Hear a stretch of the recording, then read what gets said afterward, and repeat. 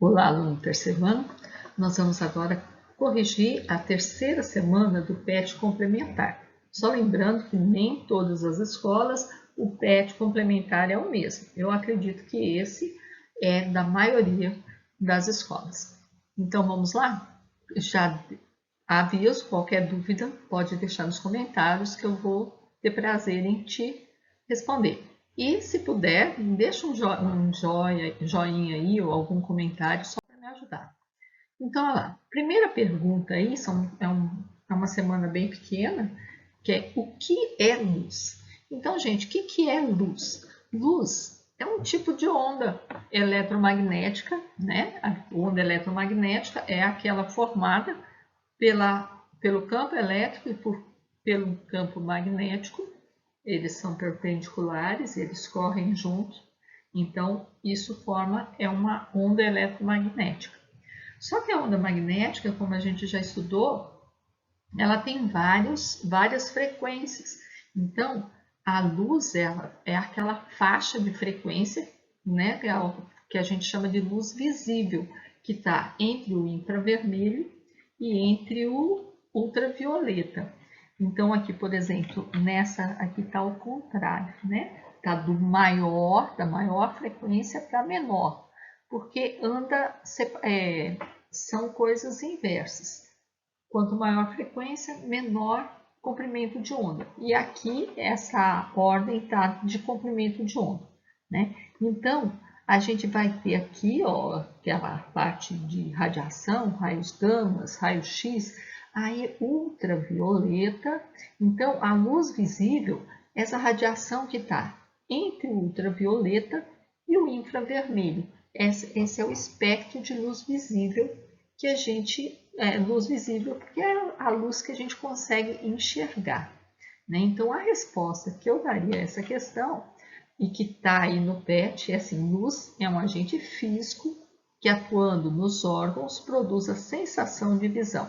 Então, ela atua nos nossos órgãos visuais, né? E nos dá a sensação de que nós estamos enxergando. A questão 2 vai falar aí, de acordo com o que você leu, explique por que conseguimos enxergar um objeto. Bom, a gente consegue enxergar porque os nossos olhos recebem a luz emitida pelos corpos ao nosso redor. Então, tem aí o desenho, né, do olho. Então, a gente põe um corpo aqui, esse corpo emite luz. E essa luz, então, se propaga e vai se formar aqui, no interior do nosso olho, aqui na retina, né? Então, é uma estrutura bem complexa, né, dos nossos olhos. A gente estudou isso, vocês devem ter estudado isso bem detalhado no segundo ano. Então, a gente vai enxergar. Inclusive, o problema das cores que a gente viu, né? Que nem no caso do exemplo aqui, é uma maçãzinha vermelha. A gente enxerga vermelha porque ela só reflete o vermelho, né? Ela provavelmente está sendo iluminada por uma luz branca. E a luz se propaga de forma retilínea. Aí você vai falar assim: Dorothy, mas eu estou enxergando tudo invertido? Sim, a gente enxerga invertido. Na realidade, quem enxerga é o cérebro. E é um trem tão assim, né? Trem conversa de mineiro, né? Eu já mineirei bem. É uma coisa assim tão fascinante, né? Que a gente, o olho escolhe, né? Você fala assim: a pessoa que é vesga, ela enxerga duas imagens? Não, gente, o cérebro escolhe a melhor imagem, né?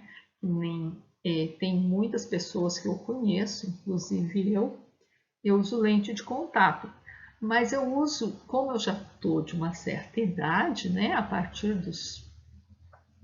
Eu já passei muito dos 40, então a partir dos 40, 45 anos, a vista da gente começa a ficar cansada. Então a gente fala que o braço começa a ficar curto, porque você não começa a enxergar de perto, você tem que ir afastando as coisas para poder enxergar melhor. Isso chama presbiopia, ou vista cansada.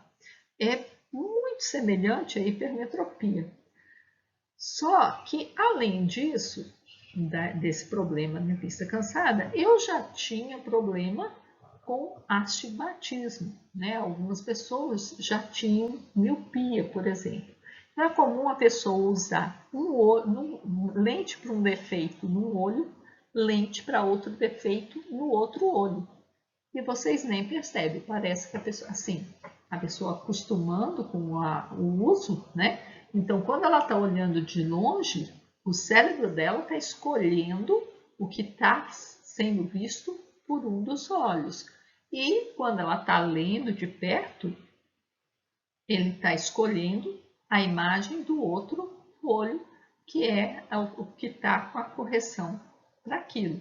Então, é assim, enxergar na realidade, a gente tem a sensação visual é captada pelo olho, mas quem enxerga é o cérebro.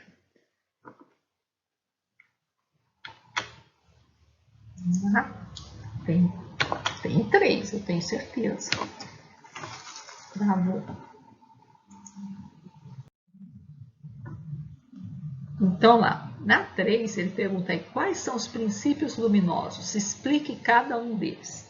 Bom, são 3 princípios luminosos, tá? A gente tem o primeiro princípio, que é o da propagação retilínea. Eu acho que é o fundamental. A luz só se propaga em linha reta. Como é que eu provo isso? A luz só se propaga em linha reta. Se ela fizesse curva, não teria formação de sombra. Concorda comigo? Não ia ter como formar a sombra das coisas, porque ela ia contornar, né? Então, existe formação de sombra e penumbra justamente porque a luz se propaga em linha reta. Outro princípio é o princípio da independência dos raios luminosos. A gente também já andou vendo isso essas semanas para trás. Então, um raio não depende do outro. Ah, encontrou, continua o caminho. Vai ter aquela interferência luminosa ali, né? Por exemplo, se eu tiver com um raio verde, um vermelho, encontrou ali, vai dar uma luz no meio, vai ficar uma luz amarela, mas o vermelho vai continuar seguindo seu caminho, o verde vai continuar seguindo seu caminho, não vai ter problema, né? Vão continuar igual nessa imagem que eu coloquei aqui. Cada raio continua seu caminho, independente do ter encontrado com outro raio. Cada um continua o seu. E no terceiro é o princípio da reversibilidade. Quer dizer, o caminho que a luz faz num sentido, ela faz no outro. Então, por exemplo, o peixinho aí.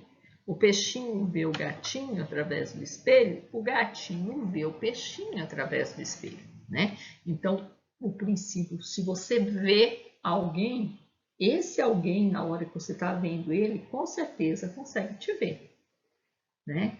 É uma coisa assim, meio lógico, mas é um princípio, porque o som contorna obstáculos, a luz não, né? Então, você tem que estar vendo para a pessoa poder te ver, né? Como quando você está dentro de um carro, você está no banco de trás, você olha pelo retrovisor do centro ali, você enxerga o motorista. Se você enxergar o motorista, é porque o motorista, ao olhar para o espelho, consegue te enxergar também. Esse é o princípio da reversibilidade. Então, essa semana é isso só, né?